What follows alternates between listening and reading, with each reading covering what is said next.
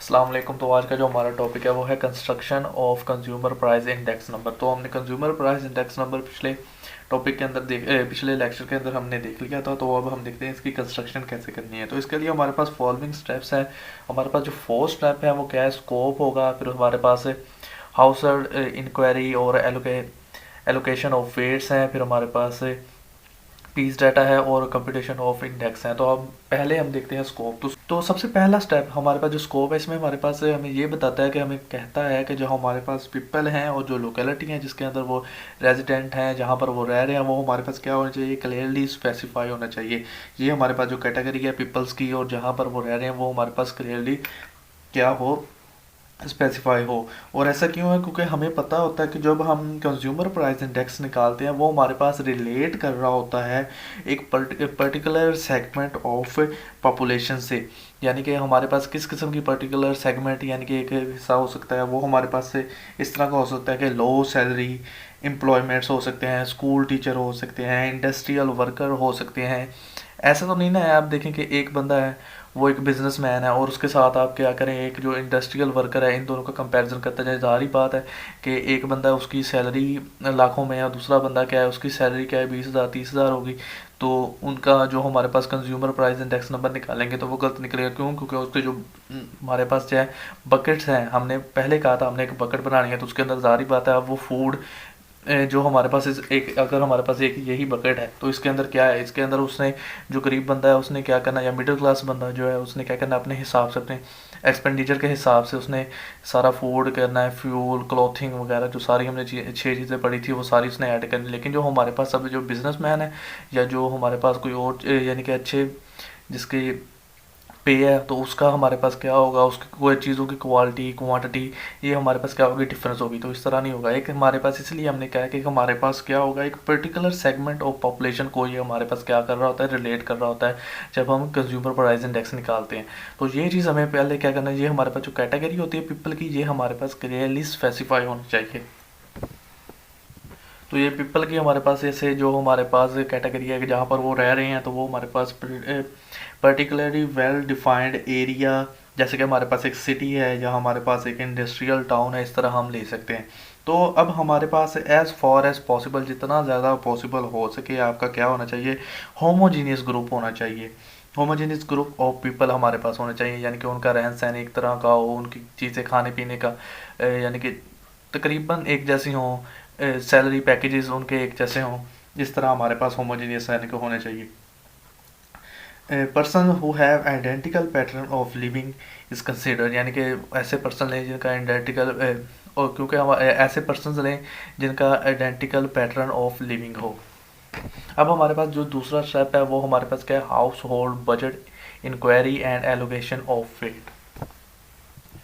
अब जो हमारे पास जो सेकंड स्टेप है इसमें हमारे पास क्या हो रहा होगा, इस स्टेप में हमने कंडक्ट करना है हाउस होल्ड बजट इंक्वायरी को। क्योंकि हमारे पास जो कैटेगरी ऑफ पीपल हमने ऊपर लिए हैं उनके ऊपर हमारे पास क्या हमने कंसल्ट करना है कि कौन सी चीज़ें हमारे पास गुड्स एंड सर्विसेज हमने क्या करनी है, हमने डिटरमाइन करनी है, इंक्लूड करनी है कंस्ट्रक्शन के अंदर।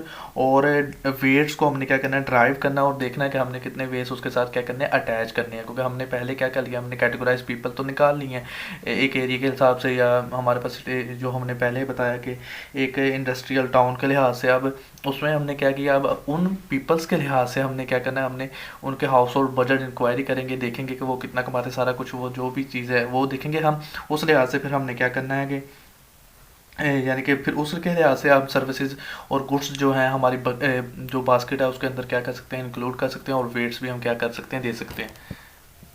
अब इस स्टेप के अंदर हमारे पास क्या है, हमारे पास बहुत ज़्यादा पर्टिकुलर प्रॉब्लम्स होती हैं। क्योंकि आपको पता है कोई भी दो ऐसे हमारे पास हाउस होल्ड नहीं होंगे जिनकी हमारे पास सेम इनकम होगी या हमारे पास सेम परचेजिंग और कंज्यूमिंग पैटर्न्स होंगे। ज़ाहिर बात है हर घर का हर लिहाज से यानी कि अपने लिहाज से चीज़ें अपने पैसों के लिहाज से, इनकम के लिहाज से, एक्सपेंडिचर के लिहाज से सारा कुछ करेंगे ना। तो उस लिहाज से आप देखें तो किसी का भी सेम नहीं होगा।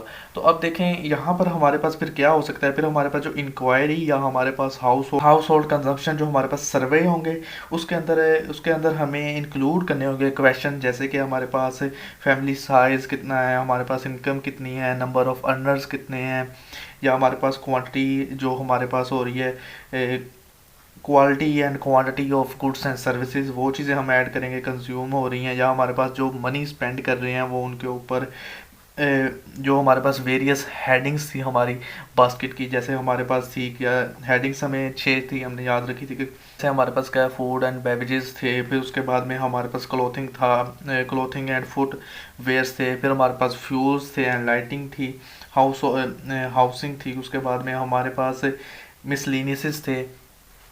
तो इन चीज़ों को हमारे पास देखते हुए ना सारे ये क्वेश्चंस जो थे हमारे होने थे।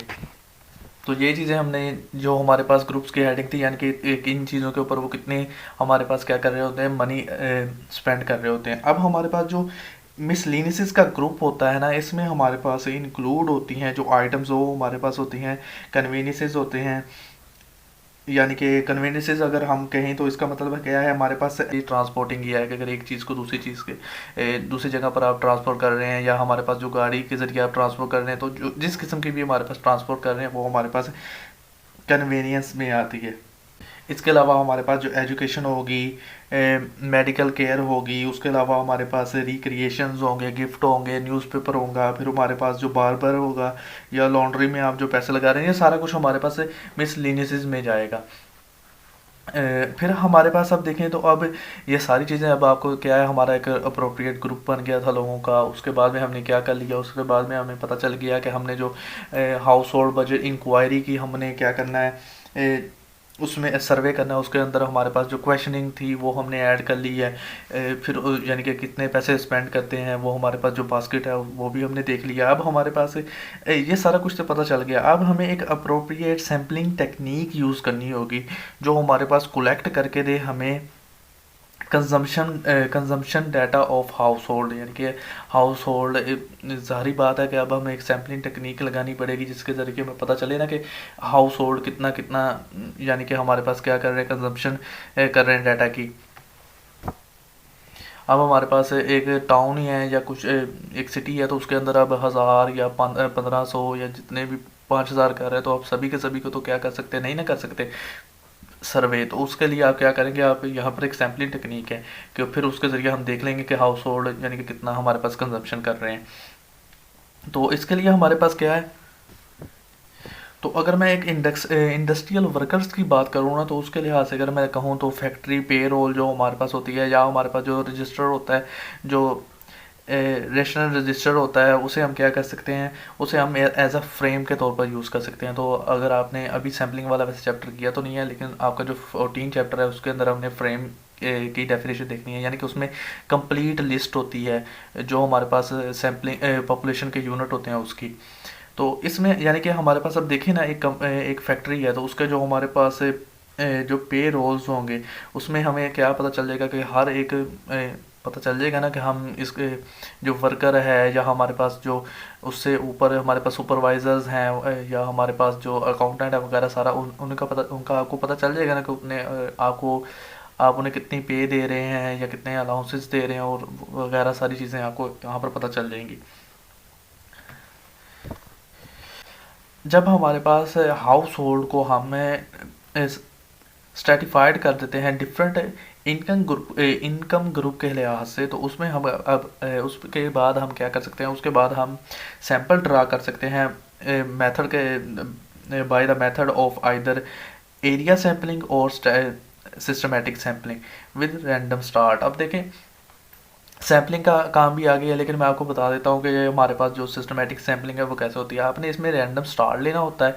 रैंडम स्टार लेने के बाद आपने क्या करना है, अगर मैं मिसाल के तौर पर उसका इंटरवल क्या है 10 का है ना, तो एक आपने मिसाल के तौर पर एक यहाँ पर क्या है 1 से लेकर 1 से लेकर अगर मैं कहूँ ना कि 100 और यानी कि 100 तक वैल्यूज़ हैं, तो अब रैंडम स्टार ले लिया मैंने, क्या है 3, चले मैं मिसाल के तौर पर 3 कहता हूँ, और इंटरवल मैंने क्या कह दिया 10 का, तो नेक्स्ट वैल्यू मेरी क्या है 30 है, उससे नेक्स्ट वैल्यू क्या है 23 है, उससे नेक्स्ट वैल्यू क्या है 33 है, ऐसे मैं उठाऊंगा वैल्यूज़। तो ये हमारे पास क्या सिस्टमेटिक सैम्पलिंग होती है।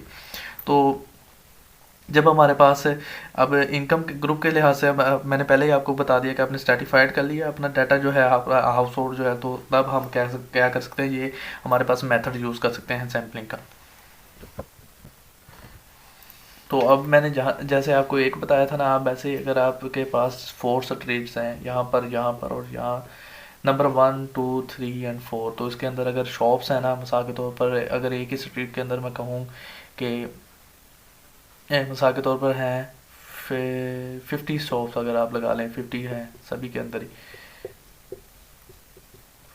तो आपने क्या कर दिया, आपने रैंडम स्टार लिया, रैंडम स्टार के बाद में अब हर एक में कर लिया, तो आपके पास सैंपल्स आ गए हैं। तो अब ये सैंपल हमें क्या बता रहे हैं, मिसाल के तौर पर अगर मैं कहूँ ना कि यहाँ पर जो हमने पहले किया था इंटरवल के लिहाज से, उसी के लिहाज से देख लें, तो अगर 5 सैंपल आप इससे निकाल रहे हैं, 5 इससे निकाल रहे हैं, 5 इससे निकाल रहे हैं और 5 सैंपल इससे निकाल रहे हैं, तो इसमें हमारे पास क्या है, इसमें हमारे पास जो प्रपोर्शन होगा with expenditure on each group, यानी कि देखें अब एक ग्रुप हमारे पास ये है, एक ये है, एक ये है, एक ये है, इनकम के लिहाज से हमने बनाए थे, तो उनका जो प्रपोर्शन होगा वो bears to the total expenditure of all the groups, यानी कि इनका जो प्रपोर्शन है वो जो हमारे पास ऑल ग्रुप का हमारे पास जो आएगा ना टोटल एक्सपेंडिचर, उनके ऊपर ये हमारे पास क्या असरअंदाज हो रहा होगा।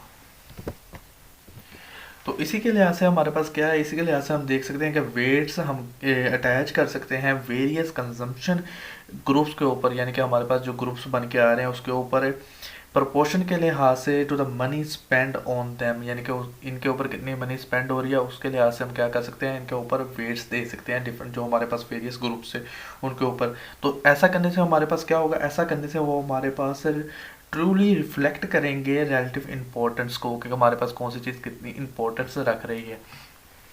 ये हो गया हमारा सेकंड स्टेप। अब हम चलते हैं इसके थर्ड स्टेप की तरफ, पीस डाटा। तो ये थर्ड स्टेप जो है इसमें आपने क्या करना होता है, इसमें आपने कलेक्ट करना होता है डाटा को जो हमारे पास कंज्यूमर प्राइसेस होती हैं गुड्स एंड सर्विसेज की, जो हमारे पास इंक्लूड हो रही होती हैं बास्केट के अंदर। यानी कि आप देखें बास्केट के अंदर हमारे पास क्या था, हमारे पास बास्केट के अंदर हमारे पास जो 6 चीज़ें थी, हमने जो एडिंग्स दी थी उसके लिहाज से आपने क्या करना है, आपने डाटा को कलेक्ट करना है। तो आपने ये देखना है कि ये जो हमारे पास प्राइसेस होंगे, और याद रखें ये हमारे पास प्राइसेस क्या होंगी, रिटेलर प्राइसेस होंगी, ठीक है। ये हमारे पास ऑब्टेन आपने करनी है both for the base period and for the given period. Base period के लिहाज से और गिवन पीरियड के लिहाज से आपने दोनों वैल्यूज़ क्या करनी है, आपने क्या करनी, कलेक्ट करना है उनका डाटा।